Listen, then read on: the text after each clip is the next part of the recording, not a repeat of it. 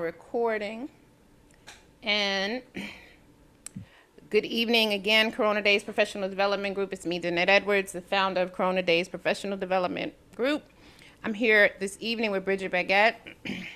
She's going to talk to us about scaling your skills. Are you in demand? She's going to talk about how to discover how to leverage your professional experiences to target the career you really want. Also, how to learn how to scale your current skills to meet the market demands, and to discover how you can discover free and low cost ways to increase your skill set. A little about Bridget. So, Bridget Baggett, the founder of Twisted Career, is a career strategist and a diversity advocate that assists professionals with their career journey.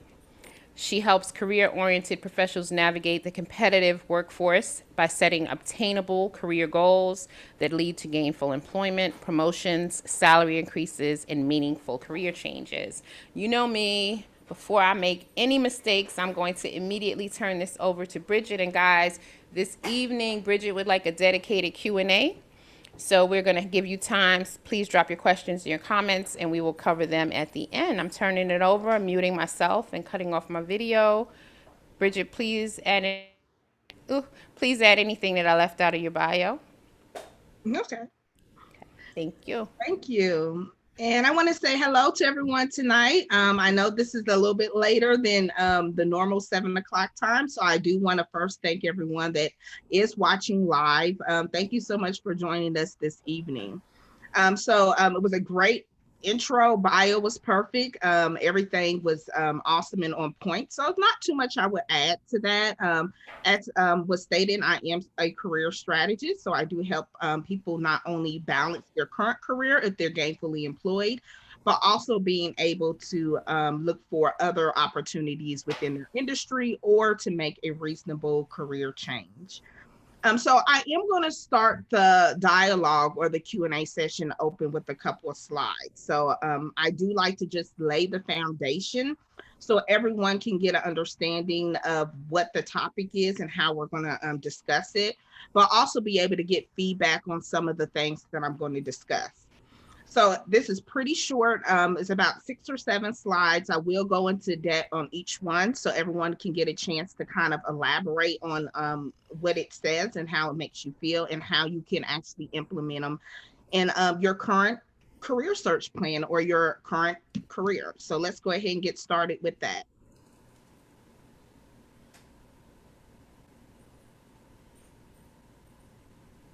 Okay, so if you're looking right now, you can see that we're going to go ahead and move forward with this. So about me, I just don't go too much over just about me. But I do want to also just look at if you look at the question mark, you can look at a couple of titles that are in there. So instead of going through kind of like what I did, what I do, where I went to school, things like that, I really want to be able to show you kind of like my journey kind of in a word cloud. So if opportunity doesn't knock, you build a door. And I'm pretty sure people probably heard this quote. I love the quote because that has defined my career up to this day. If there was something that I wanted to do that I hadn't done, I would kind of do it and figure out, if there was a place for my particular skill set. And I've kind of navigated through that particular journey by being able to do that. So if you look at this word cloud, I have done, and these are positions from the time I was probably 14 or 15 when you were legally able to work, even with a work permit, up until today, jobs I've held. I've worked in Denali National Park in Alaska. I've been a telemarketer. I've actually been an executive recruiter. I've been an executive. I've been a director. So if you can look at the cloud, these are a lot of positions I've held that if you kind of like, oh my God, what is all this? Or how does it all relate? This is kind of going to go back to what the topic is tonight about your skills. So with the right skills, you can hold multiple titles in multiple industries and be able to pivot without having to worry about, oh my God, is my job or occupation in demand? The question you should ask yourself is your skills in demand? So we're going to talk about that tonight as well. So first, I want to talk about the purpose, and I like to start any type of discussion that I have is about your why. So I really do like to people to understand as they're putting together their action plans or before they make that pivot to that new career, you want to know what is your why. So the meaning of life is to find your gift, and the purpose of life is to give it away. So you want to know what is your why. Why are you doing a particular task? Why are you pursuing a particular career? Why are you taking a particular class or course? You want to be able to answer those questions and actually try to figure out what is your why, because your why is going to be what's going to push you when things don't turn out right. Your why is going to be what's going to push you when you don't get that call back for that interview, or you don't get that offer that you've been waiting for. That's why you really want to know, okay, what is your why? Now we're going to talk about skill sets. I want everyone to know the difference. You hear a lot of times on the news, you hear a lot of times with the DOL, which is the abbreviation for the Department of Labor. You hear all these terms thrown around about, okay, this career is in demand. This job is in demand. If you went to school for this, you're like guaranteed a job. You're going to have a job if you went to school for XYZ. So I want to kind of put an end to some of the myths that are out there and get some truth down to what is the occupation and what is the skill. So you want to know the difference between skills and occupation. If you can look in the slide, I kind of just put 3 random skills on there. And one of the ones I'm going to talk about and give you an example for is the event planner one. But if you look at the first one, which is an accountant, if you're an accountant, say you work for one of the big 5 companies in one of the CPA firms, you crunch numbers all day, and say one day you lose your job. So most people, they stick with what they know. I'm going to apply for jobs in accounting. I'm going to look for that next accountant job. Not being able to kind of read between the lines and say, hey, yes, you were an accountant, but you had analytical skills, you had mathematical skills, we were able to do critical thinking skills. You had a lot of skills while you were in the position or in the occupation as an accountant. Think of some things that you can do that are outside of being in an accountant. So those are the ways that you can look at your skills versus your occupation. Another one, the example I'm going to give you, I'm going to give that to you last, but the web designer is the same thing. And I actually have 2 examples from both of those occupations. And I literally just randomly picked those. An event planner one, and this one came to topic or came to thought, it's because right now in this huge pandemic that we have, no events are going on. Everybody is kind of minimizing on any type of meetups, anything larger than a party of 10. So think about all the revenue that's being lost in the event planning industry, especially for big corporate events. When I was in corporate America, one of the things that we look forward to were going to some of the conferences, going to some of the big programs and retreats that were thrown that were usually scheduled and put together by an event planner. So now, since we've kind of gone to this pandemic that has caused us to be more secluded and events aren't on our top 10 list, what happens to that occupation? What happens to all the wedding planners and event planners and everyone out there that had that occupation or that job title? You start to look at the skills, and I can give you an example. It was an event planner that was not only responsible for putting together the event, they also did videography for the event. They also took pictures, and they did all that stuff for the event that they actually planned and were able to retain as whoever they were able to retain as a client. So when this hit, that person pretty much lost all their potential future earnings, because a lot of people called in and canceled and say, hey, this event's being canceled, or hey, I can't do the event in this venue anymore, so we're going to have to cancel it. So they were losing revenue. So they thought of, okay, if I get displaced and, the company let them go from actually being the corporate event planner, what did they do? This person had project management skills, and they were able to do videography, which means they were able to edit videos. This person now, since everyone's in the house or everyone's working from home, what's big now? What we're doing, streaming, live streams, videos. Now employers are figuring out ways to put their learning paths into a video or module format. They've done that in the past, but now this particular space has exploded with new people to be able to put together content. So now this event planner has turned into a / video editor.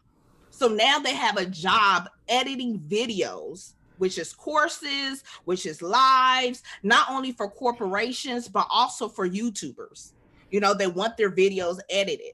So they were able to take that title and not focus on, let me find me another event planning job, because that's what I did for the last 5-10 years.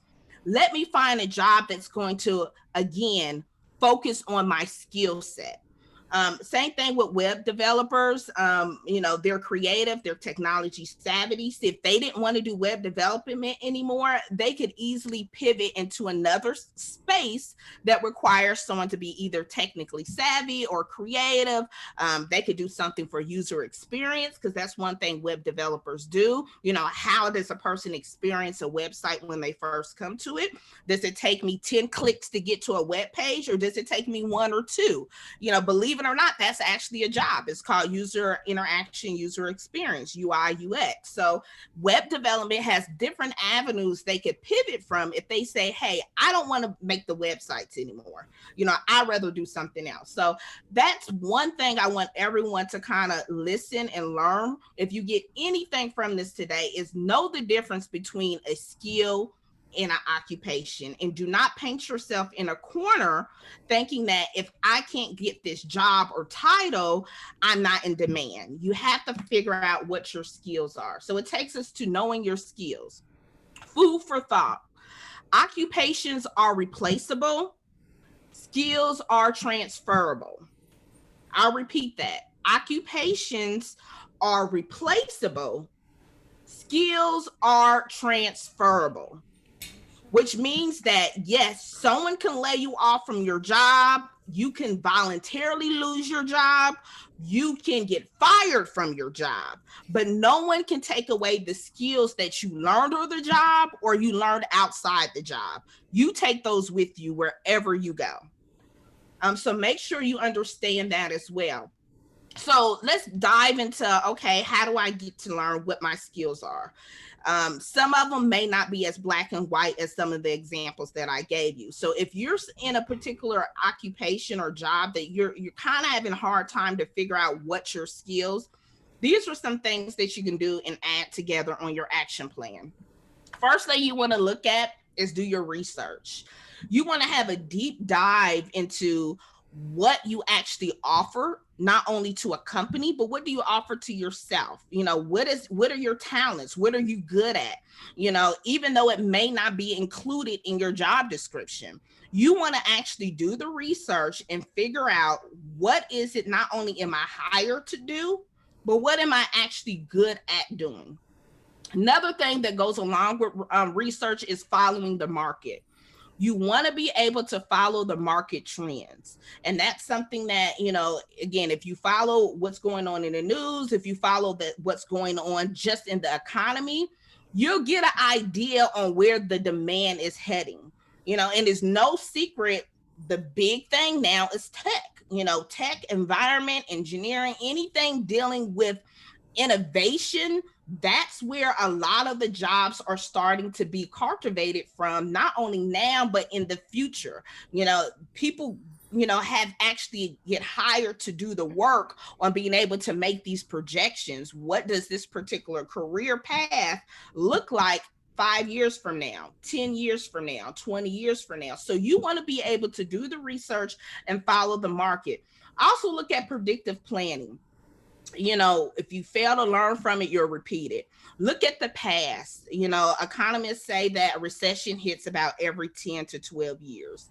And it's kind of right on time if you think about it. If you think about the 2007, 8, 9, I call it a 3-year span or window when the economy crashed, not only the automotive industry, but also the real estate industry, when a lot of faulty loans were were lent out, and and it collapsed, and we went into a deep recession. What was about 10 years ago, or was it 2000? We were 2020, so yeah, 2010, 10 to 12 years ago. So this is predictive mapping or predictive planning. Economists have this down to a T.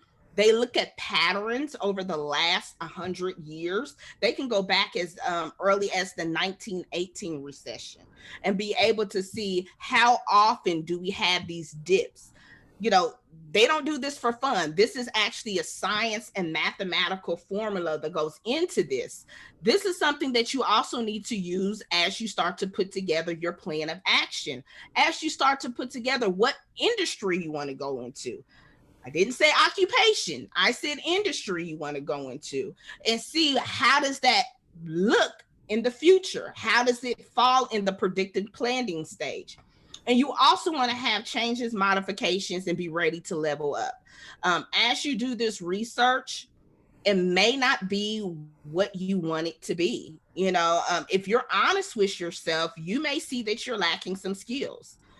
If you really want to have an honest discussion, you may look at that list that you put down and say, wow, I haven't really done anything new since 98. I've kind of had the same skill set for the last 15, 20 years. You're going to have those honest discussions with yourself, so changes and modifications may be in order. Enhancing your skill set to make you competitive may be in order. If you're not able to catch on to some of the new ways to do things in your industry, you may have to level up your skill set. So these are honest conversations you're going to have. And I've had this with clients myself when they've applied to everything on Indeed and they can't get a job, or they're not getting a call back, and they've had every resume writer rewrite their resume as best as they could. And it falls down to, well, you don't got too much to offer. What are you going to be able to do?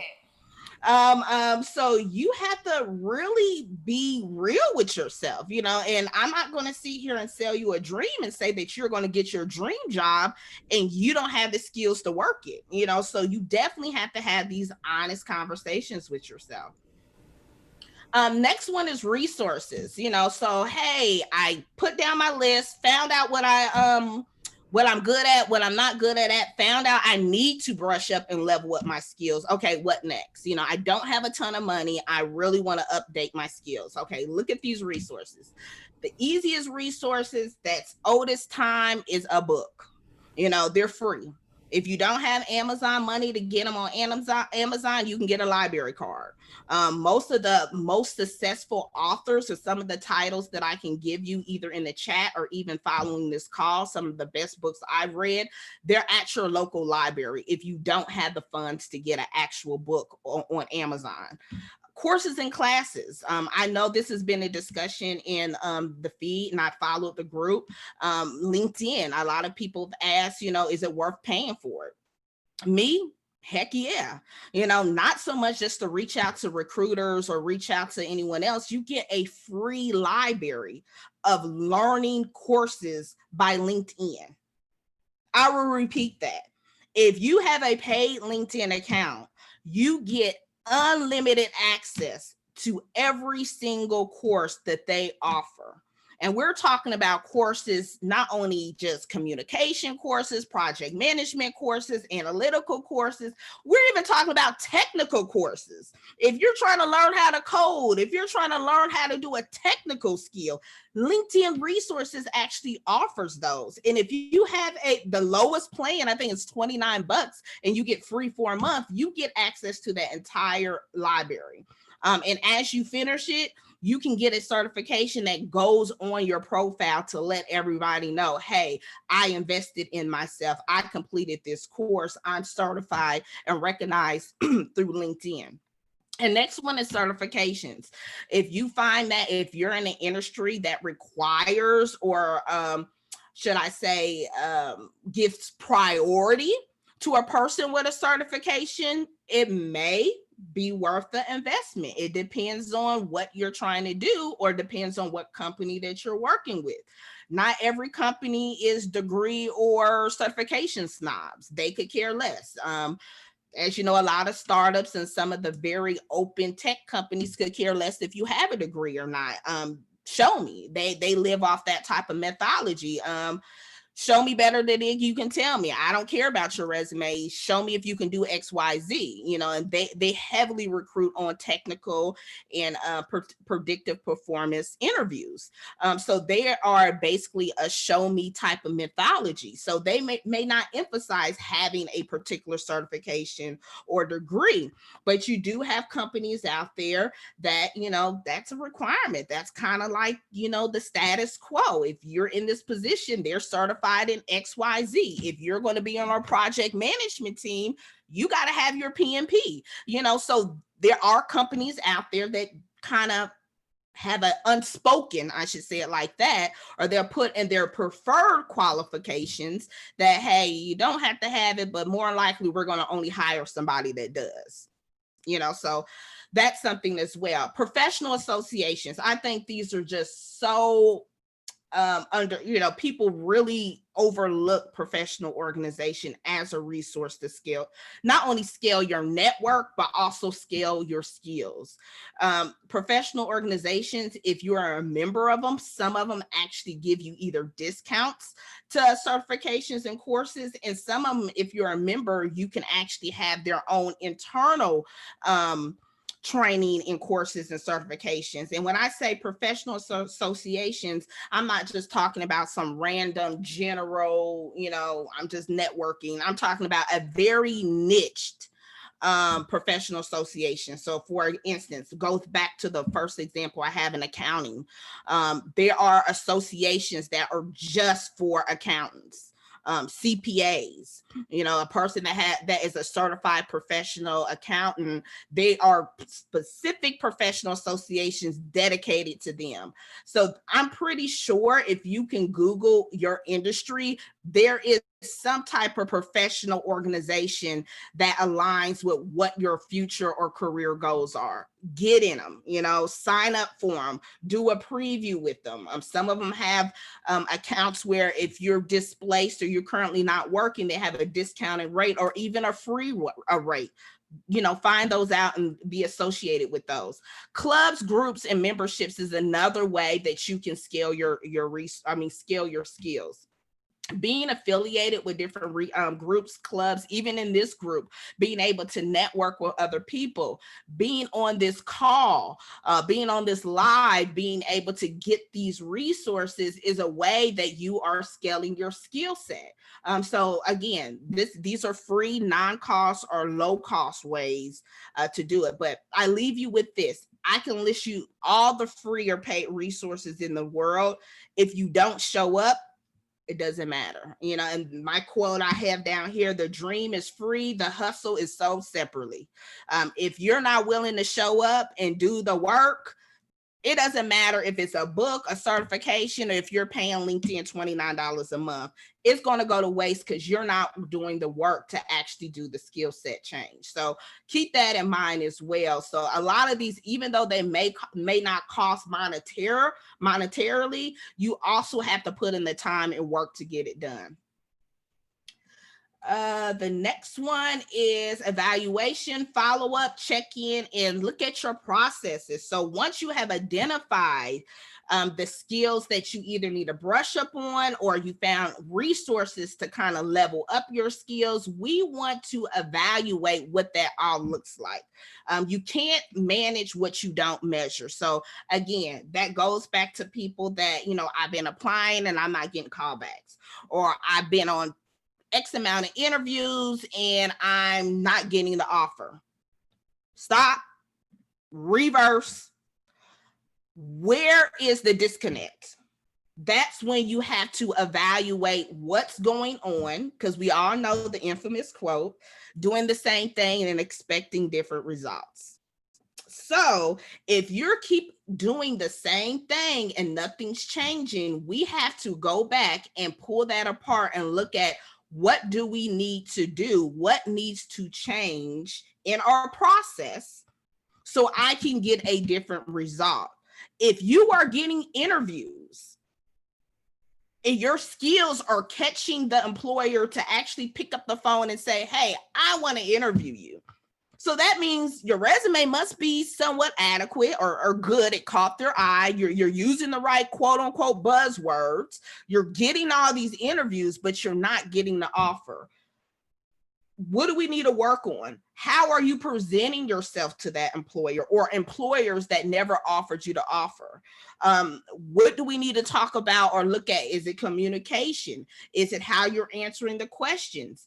Are you showing a totally different persona from who you are or the person they get in the interview versus the person they're reading on the resume? That's one thing about resume writing. You know, somebody can write you out of a job. Probably say, what do you mean by that? Too good to be true. This person is excellent on paper, but when I talk to them, they can't even put a sentence together. I know this a lie. That's what that means. They can write you out of a job. So you want to make sure the skills and everything that you're catching the employer's eye with, and they're calling you for these interviews.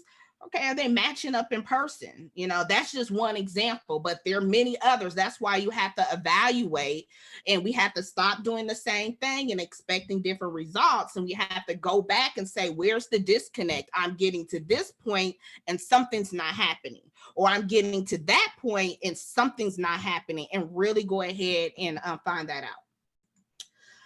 Okay, so the last thing is make adjustments and improvements. So once you're able to evaluate, you want to make some changes or modifications, and you want to be open and flexible as well. What I mean by that, that your dream job may not be in the state you're living in. Your dream job may be a hour drive away, or, you know, so you have to be open to making improvements and adjustments depending on, you know, where your skill set leads you. Is a beautiful thing now. A lot of people are working from home. Unfortunately, you have a lot of people that aren't. I've had conversations with people that are really debating leaving their job because they don't want to go back to work. You know, so I asked, okay, what's your alternative? Do you have something else lined up? Are you flexible? You know, what do you plan to do? So you have to also think about that as well as you define your skill set and you start targeting these different industries. How flexible are you? Are you willing to move? You know, are you willing to do a hybrid model where you're coming in 2 days and off, you know, coming in 3 days and off 2 days? Are you willing to travel? You know, so these are things that, you know, in the past may not have mattered, but during a pandemic, people are trying to jump on a plane. You know, even next year when everything opens back up and they, you know, and everything's has passed to get a vaccine, you know, some people are not going to be first on the airplane. You know, so these are things you have to think about as well. So this is my contact information. Find me on LinkedIn. My name's looks just like it sounds, Bridget Baggett. You can also email me as well. And my website for Twisted Career is still up under construction, but I can guarantee you I'm doing 2 more episodes with the group. So by the time I have my next one, it will be up, if not before. So just keep checking back. So I'm trying to get that up this week. So I am open for questions and anything that people have to say. I'm going to stop sharing my screen. Stop share. So I am open for the last, I think we have 30 minutes. So yeah. I am sorry. I didn't realize my mic was open and I bust out laughing. You said something funny. I just bust out laughing. I'm sorry, guys. You know, I always got to do something. I got to show my butt. I got some questions for you. All right, guys. So, I I have, how do you feel about free certifications? How do I feel about free certifications? Mm-hmm. I feel I mean, it depends on where you get them and if it's really going to be of value. Not so much just to fill your resume with just random certifications from unknown entities, Mm-hmm. but if the work in the quality is there, there's no I see nothing wrong with it. Coursera offers free or low cost Yeah, we certifications from do. some of the major institutions. Mm. Like you can literally go on Coursera and get a certification from Cornell or Wow. Yale or Harvard, and I think for like $49. Wow. I didn't know that. So there are resources out there, and I'll actually after the live, I'll put a list of places where you can get courses like Mm-hmm. Coursera, Udemy, edX, that are either real cheap, and we're talking about 20, 30, $40 cheap or free, Okay. that come from some top tier colleges or institutions. All right, perfect. And I'm on to the side, guys, because this dog is starting to act up. She's just telling me I've been on too long, and I haven't even been on. Um, so I have some comments. This is good information. This makes so much sense. We really need to research the market at a time like this. Free courses after paying. Oh, that's about LinkedIn. Yes. What Bridget is saying, Rhonda, is that once you pay for a monthly premium membership with LinkedIn, you have access to all of the courses for free. And I don't take any of them. I don't have time, but they're there. They're excellent. I took maybe two or three, but I just, guys, I'm always working for you guys. You mentioned editing videos. What other technical skills are currently in high demand?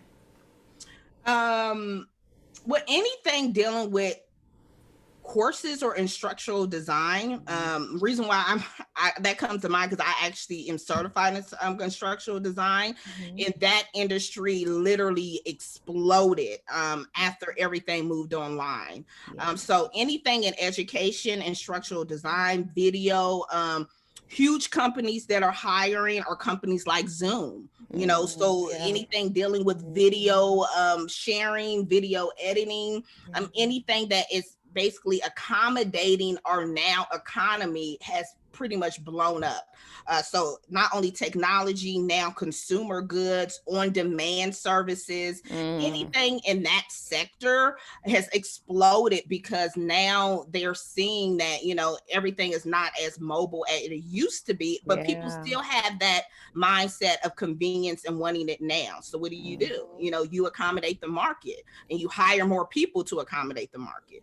Yeah. I'm just going back to the chat. All right, guys, if you have any more questions, drop them into the chat. There's a lag in between when I get my questions, but I have one outside of my three, and in terms of, so how, when you have your clients are coming to you and you're a career strategist, can you tell us some of the like the process? Like, what do you do? How do you then, all right, so you look at your skills. Do you then say, but the market is good for this? Like, what is it? Why would somebody go to a career strategist? Like, what is different than I got my resume, I'm good, you know? Yeah, so a strategist is pretty much putting together a strategy, not just for your next job, but for your entire career. And that's what people have to understand. When you put together a strategy and you start to put together your call to actions, it's not just for let me find a job this year or Mhm. next year or to replace the one I have. You want to be able to have a strategy in place on why you took the job you did. And if you looked at my first slide about me, I had a whole lot of random jobs in Mhm. there, but I was able to get certain skills from each job that on the surface looked random, but Yeah. each job was able to allow me to pivot to something new. Mhm. So when you actually work with a career strategist, they're able to look at your plan and say, okay, not because this job offered you a particular salary or a Yes. particular opening. What is your plan and what do you plan to do in this job? Is this Mhm. job to get you to that job? Yeah. Is this title to get you to that title? I know that some people at a very young age, work for certain companies just to get them on their resume. That in itself is a strategy. Like Yes. they know Yeah. they're not going to work there for the rest of their life, but like, hey, I know I'm going to get this job at Google because I just want Google on my resume. I know I'm not going to Mhm. stay there for 10 years or 20 years. It'd Yeah. be nice. Mhm. So you also have to understand they may not label it as a strategy, but Mhm. that's what But it it is. Mhm. so you want to be able to put something in place so you're not, so when you are making career moves, you're moving with a purpose. Yeah. So if I'm looking for a job or a career, it's not just for money. It can be because I'm looking to get to this point. In order to get to C, I need to take this job that's at letter B. You get it? Mhm. So it's a Yeah. strategy. You're Mhm. making moves. Yeah. Okay. Mm-hmm. All right. I like it. And when someone, so I've worked, say 5, 10 years, and now I'm laid off. I don't know what to do. Do I have time to do strategy? I just need to work. Do you kind of then say, all right, you still need to work, but we still can work that into, and I don't want to say people are desperate, but a lot of people right now are like, I need a job, you know, and it's the money, are you able to tailor to work with clients like that and still come up with strategies, or is this only for a fair weather client? Like everything is good and I have the luxury to strategize. Can you still strategize even when when things aren't good? Yeah, and the thing is, you'll never be a farewell client unless you do strategize. So the people that are kind of had the luxury to retain services like career coaching and resume writing, that's because they may have already took the time to invest in early on. So now they can choose where they want to go. Let's see. And what I would do and what I would tell someone that may be kind of like in the hustle and bustle with things, like I just don't have the time, the resource to invest in anybody. I just need something. I would tell them, get that something. Let's be real. Rent still Yeah, due. yeah, you gotta Get live. You gotta that eat. Yeah. something. But what you need to do is when you have that something, you need to also come up with a plan. Yeah. And Yeah. that's kind of like what I tell anybody that's like maybe in survival mode. Is once you get that something, now we need to work on being proactive versus reactive. And then it Yeah. all comes down to a choice, because what happened, and I see it all the time, they'll get that something, they're And get stuck content. in it. They're content until something like this happens Happens again. again. Yeah. So it replays over and over again. Yes. So that's funny because I've been to 3 graduate schools. I got a lot of degrees, but my first grad, the new school in New York, I've never had a career coach, but I always say that my advisor there became my lifelong career coach. She kind of talked me into being very strategic about taking a job with the mayor's office in New York that I did not want, Mm-hmm. because I knew where I wanted to work. I wanted to work in this one place, and that's why I went to graduate school. And I felt like it wasn't aligned with that. And she was like, no, you go here, you get this. This is prestigious. This is not a city job. This is the mayor's off. Like she had to break it down for me like that. I was like, oh no, I don't want to do that. And then through my life, she's always been the first person I've contacted. And there was a period of time in my life where I had to leave work, leave my traditional career, and go help my dad, who was awaiting a liver transplant. And so I took a job that wasn't, it money wise, it was as comparable as you can leaving New York and coming to Atlanta and going to Atlanta. It was as comparable as you could. In Atlanta, they were like, girl, you living. I wasn't, okay? But it had nothing to do with where I was trying to go. And I was so wrapped up in that it was so far from what I saw for my life. And she said, look, it's okay to be in a holding pattern, but I'm here to make sure you don't get stuck in it, you know? Because I could have easily gotten stuck in that field and stayed in it. Thank God I didn't. It was real estate. The world, the whole bottom fell out, but I got out before the bottom fell out. Got out right in time. The money everything was right for a person living in Atlanta. Okay. But I say that to say that even though it wasn't call career strategy, I was fortunate enough to have her. I paid a lot for that degree to get her, and I know that people don't have it because I know that, you know, years later, when I was trying to figure things out, I could just call her and say, hey, what do you think? What should I do? What should I tell my employer? I want to go do this. I want this. Mm-hmm. And I think that any professional needs to have that person in their life. You know, she has unofficially but officially stepped me through salary negotiations, you know. When I had to leave from my dad, she actually helped me negotiate that it was a temporary leave so that I could try to get my job back longer than FMLA. So I'm sharing this with you guys to let you know that I think there's value in having someone help you strategize your career moves while you're seeking a position, while you're currently on a position, you know, how to navigate certain things in the workplace and then beyond to the next level, because I feel like Carol was that person for me unofficially. I just said people are desperate. Yeah, they are. We know. With big all in caps, people are desperate. Yeah, Candace says, exactly, I do not like representatives. I guess that was from when you were talking earlier. And I can't wait for Bridget to come back. She is awesome. So they can't wait for you to come back. Okay, let me see if I have anything else. I don't right now. So guys, I'm gonna go to my questions. I'm gonna look really quickly in the Facebook chat, and if you guys have anything, or if I missed anything, free courses after paying, I got that. Anything else that's a question, guys, drop it before my final question, please. And I'm gonna go to my first question. Of course, I don't have it up. I keep saying I want to read the definition of marginalized, and I keep forgetting to pull it up, so I guess I won't be reading it tonight. That's okay. But Bridget, CDPD's mission is to increase marginalized and BIPOC groups' access to employment opportunities and representation in the workforce by providing our members with free training, mentorship, and other resources.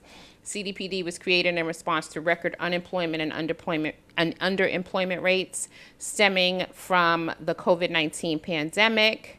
And so my question to you is, we serve marginalized people from marginalized groups. That's part of our mission. One of the things I like to tell everyone is that more often than not, someone is marginalizing us, although we can marginalize ourselves, right? Mm-hmm. So I'm asking you if you've ever been in a position where you've been marginalized, in a situation, not necessarily a position, a situation where you've been marginalized, and if you wouldn't mind sharing with us a little about that. Well, yeah, I've been marginalized with I could tell I've been marginalized with my age. I've went to school and followed through straight through. So when I finished my graduate degree, I was still in my 20s.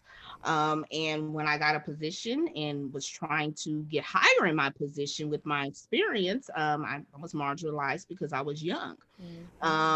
People, especially in corporate environments, don't take young leaders seriously. You know, how's this 26, 27-year-old thing going to tell us how to do XYZ?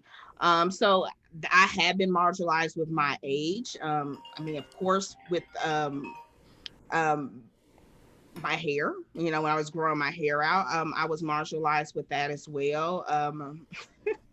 And I guess, and I tell people, just make sure you know what companies you're going to, because when I was young and I was growing my hair out and wearing it curly, I used to dye it and cut it and all types of things. This is when I was living in Florida.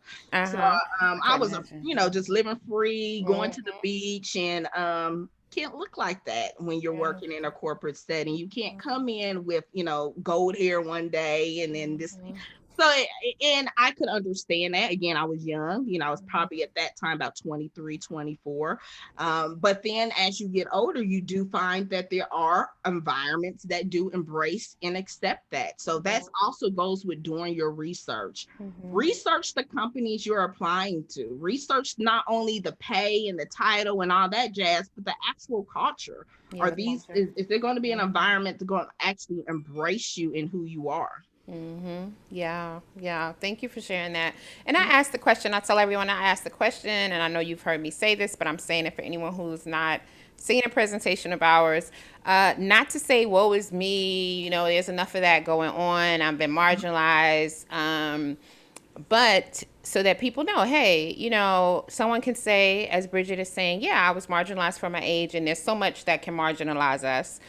Things that are obvious and then things that are not obvious. But in spite of that, I'm a successful career strategist. Mhm. I am a successful business owner. So that people watching can, I hope, take some encouragement from that. If you currently are in a situation where you feel like you're marginalized, or if you have been and you've not found the success that you want, know that in spite of marginalization, we can be very successful. So thank you for sharing. No My problem. favorite question coming up is if you can go back and tap, whether it's that 23-year-old Bridget or younger, if you could tap yourself on the shoulder and say, hey, let me tell you something about the career journey you've had, something that you wish or that would have really helped you if you knew it early on, what would that be? It would be trust your intuition. I don't really want to change my journey because my journey is what got me who Yeah. I am Hmm. today. But I would say that we've all been in places too long. We've all been at Yeah. jobs too long. We've all been in relationships too long. We've all been in places where our intuition has said, okay, time's up, lesson Yeah. learned. And we've ignored it. And I think that my younger self, I would have listened. I would have tell myself to Hmm. listen to that voice when it says it's time. Yeah. And I think that we get comfortable and we hold on because we want the familiar, and we're Hmm. afraid of what that new experience, new job, or new relationship may look like, and not knowing that that's what we need to get to the Hmm. next level. So we all we do is hold ourselves back. So one thing I would tap myself on a shoulder and say, listen, when you hear that voice telling you let it go, let it go. I hear you. I hear you. I would. That's one of the things I would tell myself too. I like it. Um, Let me check really quickly into the chat. If not, if I don't have a question, guys, I'm going to my final, which I would love for that to be the final.